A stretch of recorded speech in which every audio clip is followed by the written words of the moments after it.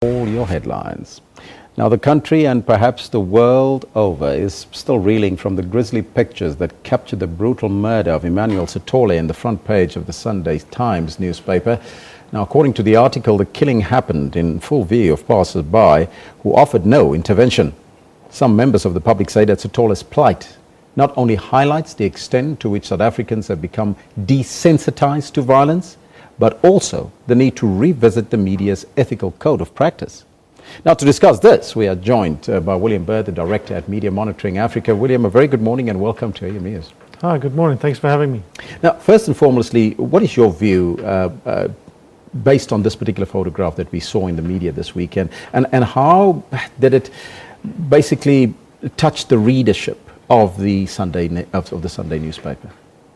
Well, I think there are a number of things to consider. The first is that it was a front page story, so anyone walking by would have seen it. So it was a very eye-catching image, certainly very powerful. I think the questions you have to ask is, was it appropriate to use it on the front page? Was it appropriate to use the image at all? And there are a couple of factors we need to consider there, right? Which is South Africa is a very, very violent country. We have a very violent past, we have a very violent current and present. And we need to be thinking, if we're going to use an image like that, what value does it bring to the story, and does it tell a story that is necessary that you use that image, or are there other ways of using that? We also have to think about how we portray black and dead bodies fundamentally. You know, we tend to see dead Africans, but we don't tend to see dead white people. So there's a very strong race element to this. And these are things that you would hope that they would have taken into consideration when choosing to use the image. In a situation like that, journalists arrive on the scene of the crime, shoots the photograph. Is that the role of the journalist at that point in time? So look, there's a difference, right? We call that situational ethics. The journalist at the time is in this instance, he was doing his job. You know, I think he happened to hear people shouting, and he started doing what he does naturally, which is trying to get a picture and get big images to tell a story. I don't think there's anything that we can say about that is particularly unethical. And certainly he went beyond the boundary of his normal existence. And once he had got his images, he and his other colleagues intervened, and they tried to seek medical attention for the man. So he went beyond the call of duty, so to speak.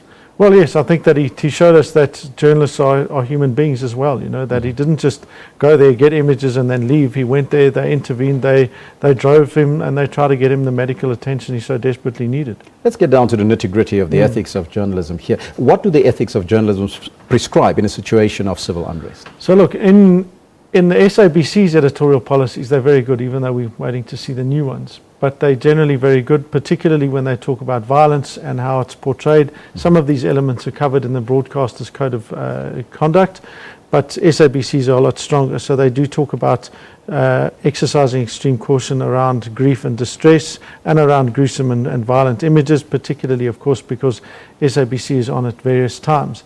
And newspapers' ethics are, in that regard, they're similar. You know, they have to have regard for their audience. And as I said, it's beyond just the regard for their audience. It's about thinking of how we're choosing to represent what's happening, and is this the best way of using this particular image? Because of our violent history, because violent images don't tend to shock people into action. If anything, violence begets violence, and what that does is it makes people usually feel disempowered and unable to act and engage. To what degree is the media a catalyst to inciting violence, especially in violent reportage of the attacks? So look, I think that media generally, and certainly I would be extremely surprised if that story resulted in further violence. In other words, people reading it and going off and carrying out acts. You certainly couldn't say that any of the language used and that the images there incited violence. That is against, for example, what the King said recently, where, if the media have quoted it correctly, he certainly did, it's not incite violence, but certainly could be accused of hate speech. And I know that there are a number of cases against him. And we need to think about that, because yesterday he called for an inquiry into the media. It's a pretty unusual move. And I think that what we'd like to call on him to do is, if he's got valid grounds for complaints, go to the BCCSA, report the SABC there, or ENCA, or whichever broadcaster, or if it's in the print media, go to the Press Council. I think to suggest that the media themselves are responsible for that is grossly unfair, and frankly, it's seeking a scapegoat. Would you suggest perhaps that the picture had just the opposite effect, instead of being a catalyst for violence, because people of Alexandra actually gave tips to the police to capture the criminals? Yeah, I mean, so I think that there certainly you could say that in fact it helped to apprehend the criminals and the people that were guilty of his murder. And certainly what I think you can also make a fairly strong argument for, irrespective of the image and just the story itself, is that it brought to light in a very strong, powerful way the senselessness of this violence and the futility of it and the real tragedy of it. You know, you heard about how they went to a clinic and how the doctor wasn't there because he was a foreigner and he wasn't able to help him. Now you just start to think, well, if they weren't able to help him, imagine all of the other members of the community that weren't able to be helped. So reporting that story, vitally important, you know.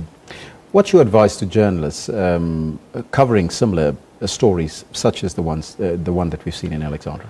Look, you know, I think that most of our journalists, particularly our photographers, suffer from post-traumatic stress. My first piece of advice would be go and get some proper counselling, and you know, to hell with the potential issues that people might think you're a lesser journalist, because it's essential. The second piece would be, you know, be a human being. You're a citizen first and a journalist second, potentially, some would argue. And I'd say, you know, seek to adhere to the standard codes of ethics. You know, seek to minimize harm, and make sure that you tell the story in the best way and as full as possible. You already indicated that violence begets violence. Now, there are some people that believe that showing violence, especially on television, creates more violence. How true is that perception?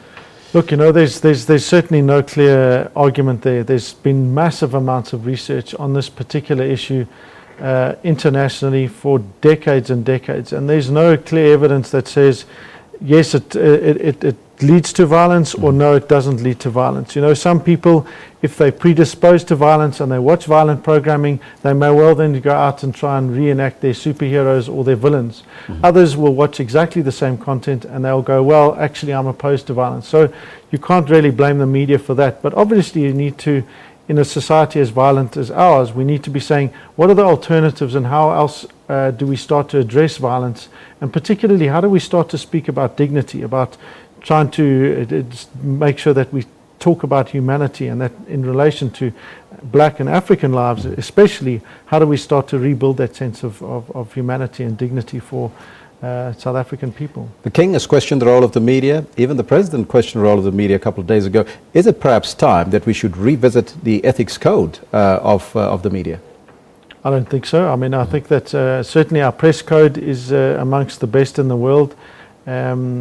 And certainly we've got some outstanding journalists. As I said, the SABC's editorial policies themselves are also really generally outstanding.